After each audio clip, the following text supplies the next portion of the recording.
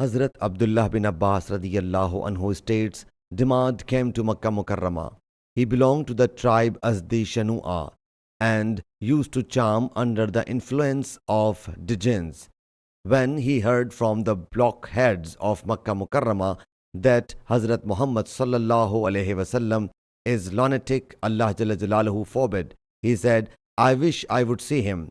Perhaps Allah Jalla Jalaluhu may cure him at my hands.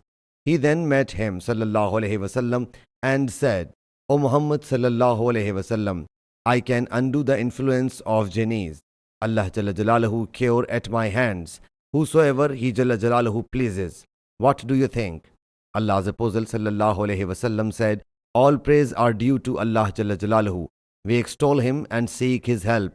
None is there to lead astray whom Allah Jalla Jalaluhu guides, and no one is there to guide whom Allah Jalla Jalaluhu leads astray. And I testify that there is no worthy of worship saves Allah Jalla Jalaluhu. He Jalla Jalaluhu is one and alone, and has no partner. And I bear witness that Muhammad Sallallahu is Allah's bondsman and His apostle. Dimad said, repeat these sentences. Allah's Apostle Sallallahu repeated these sentences thrice. He thereupon said, I have heard the talk of soothsayers, warlocks, and the poets, but the talk of none is parallel to it.